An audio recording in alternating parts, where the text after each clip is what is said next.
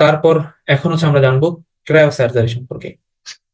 Cryo surgery হচ্ছে একদম simple কথা, ক্রায়ো সার্জারি হচ্ছে একটা কি প্রক্রিয়া, একটা হচ্ছে চিকিৎসা প্রক্রিয়া। ক্রায়ো সার্জারি হচ্ছে একটি চিকিৎসা প্রক্রিয়া। সো ক্রায়ো সার্জারি যদি কাকে বলে, যদি প্রশ্নটা আসে তাহলে হবে কি, এটা এক ধরনের চিকিৎসা পদ্ধতি যেখানে হচ্ছে শীতল তাপমাত্রা প্রয়োগ করা হয়। এই কিওয়ার্ডটা আমরা জানতে হবে, যেখানে শীতল তাপমাত্রা প্রয়োগ করে শরীরে রোগাক্রান্ত বা অস্বাভাবিক কোষগুলোকে ধ্বংস করা হয়।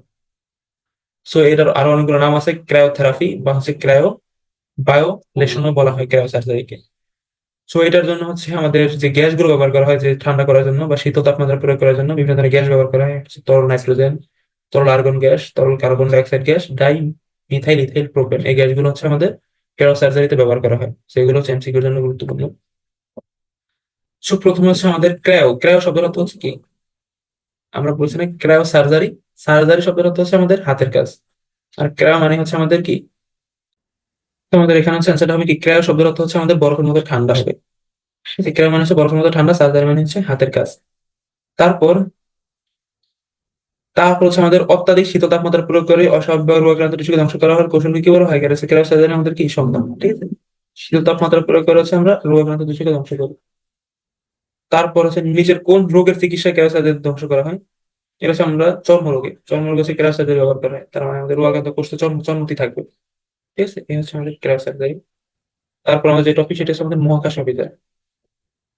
সে মহাকাশ অভিযানে হচ্ছে আমাদের বিভিন্ন ধরনের ঘটনা আছে, এই ঘটনাগুলো হচ্ছে আমরা একটু মনে রাখলে হবে। So, প্রথম হচ্ছে উপগ্রহ, মহাকাশে প্রথম উপগ্রহ হচ্ছে আমাদের উৎক্ষেপণ করা হয়েছে স্পুটনিক 1, 1957 সালের 4 অক্টোবর। তারপর হচ্ছে প্রথম মানুষ যে মহাকাশে যায় তার নাম হচ্ছে কি, ইউরি গ্যাগরিন। কত সালে যায়, 1961 সালের 2 এপ্রিল। এই তথ্যগুলো একটু জানা লাগবে। প্রথম মানুষ চাঁদে যায় হচ্ছে 20 জুলাই 1969 সালে। তারপর হচ্ছে মঙ্গল গ্রহে মার্স 3 অবতরণ করে কত সালে, 1971 সালের 2 ডিসেম্বর। তারপর প্রথম স্পেস শাটল উৎক্ষেপণ করা হয় 12 এপ্রিল 1981। যেখান থেকে একটা এমসিকিউ আসে, জিপিএস। সবাই জিপিএস জানি না, জিপিএস হচ্ছে কি, গ্লোবাল পজিশনিং সিস্টেম, এটাকে বলা হচ্ছে কি, জিপিএস। তারপর এখান থেকে হচ্ছে আমাদের আরেকটি জিনিস জানতে হবে, সেটা হচ্ছে বঙ্গবন্ধু স্যাটেলাইট 1।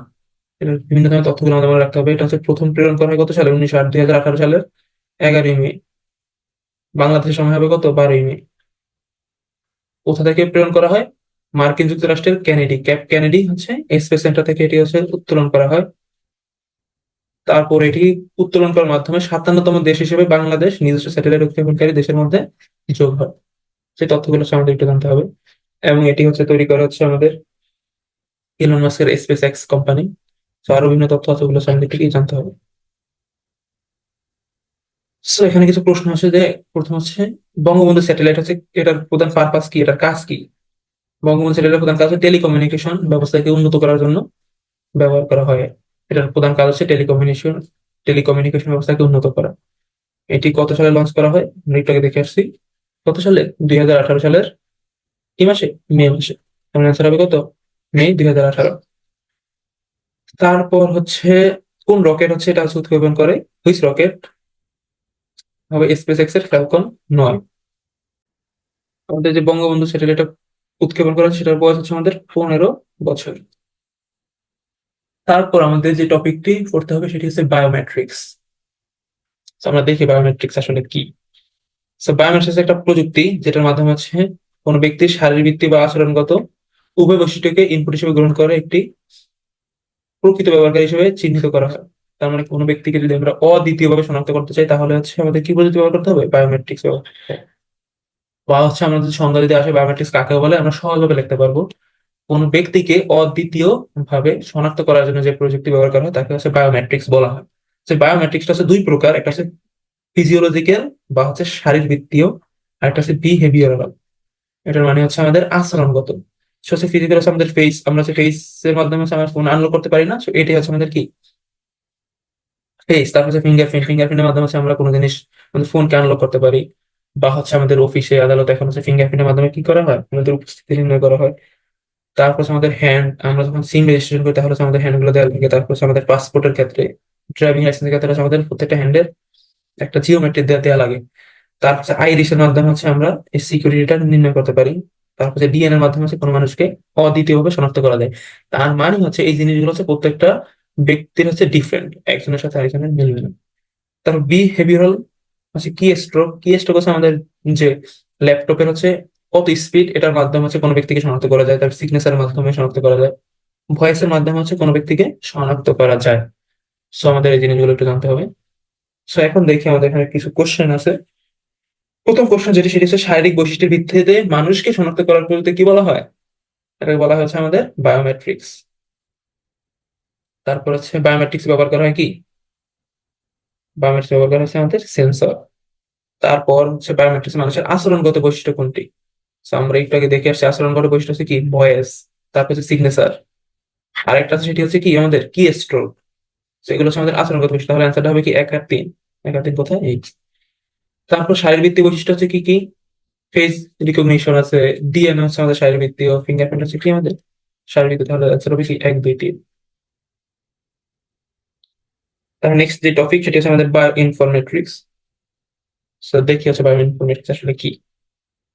তো আমাদের সংজ্ঞাটা হচ্ছে কম্পিউটার বিজ্ঞান, পরিসংখ্যান, গণিত, ইঞ্জিনিয়ারিং জ্ঞানকে ব্যবহার করে জৈবিক সমস্যা সমাধানের বিজ্ঞানকে হচ্ছে বায়োমেট্রিক্স বলা হয়। সে বায়োমেট্রিক্স জনক বলা হয়েছে বিজ্ঞানী ডোনাল্ড নুথকে। তিনি হচ্ছে সর্বপ্রথম বায়োমেট্রিক সম্পর্কে ধারণা দেন। সে বায়োমেট্রিক্স গুলো হচ্ছে ব্যবহার করা হচ্ছে মানব জিনোম সিকোয়েন্স করতে, মানুষের যে ধারাবাহিকতা সেটা হচ্ছে নির্ণয় করার জন্য বায়ো ইনফরমেট্রিক্স ব্যবহার করা হয়। বিভিন্ন ধরনের জটিল রোগ, বিশেষত ক্যান্সারের হচ্ছে গবেষণায় বায়ো ইনফরমেট্রিক্স ব্যবহার করা হয়। বিবর্তনের রহস্য উন্মোচনে হচ্ছে বায়ো ইনফরমেট্রিক্স ব্যবহার করা হয়। সেই জিনিসটা হচ্ছে একটা সেম, মানব জিনোম সিকোয়েন্স আছে, বিবর্তনের রহস্য উন্মোচন। তারপর হচ্ছে প্রোটিন সিকোয়েন্সের গঠন উপাদানের ইলেকট্রনিক ডেটাবেস তৈরিতে হচ্ছে বায়ো ইনফরমেট্রিক্স ব্যবহার করা হয়। তারপর হচ্ছে মলিকুলার মেডিসিন, জিন থেরাপি, জিন ফাইন্ডিং, ডিএনএ ম্যাপিং, অ্যানালাইসিস, প্রোটিনে মিথস্ক্রিয়া পর্যবেক্ষণ হচ্ছে আমাদের বায়ো ইনফরমেট্রিক্স ব্যবহার করা হয়। বর্জন নিষ্কাশনে জলবায়ু পরিবর্তনের গবেষণা, সেটা একটু গুরুত্বপূর্ণ। জলবায়ু পরিবর্তনের গবেষণা হচ্ছে আমাদের কি ব্যবহার করা হয়? বায়ো ইনফরমেটিক্স ব্যবহার করা হয়।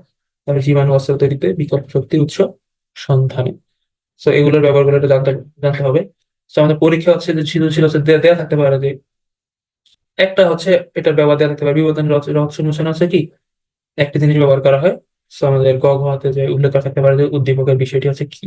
তাহলে আমাদের অ্যান্সার বায়ো ইনফরমেটিক্স। তারপরে এটার ব্যবহারগুলো, এটার সংজ্ঞাটা দিয়ে দিতে হবে।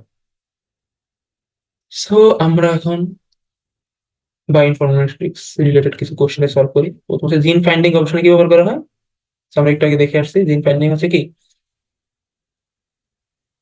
কোথায় এই জিন ফাইন্ডিং, তার মানে হচ্ছে এটা কি হবে? বায়ো ইনফরমেটিক্স হবে।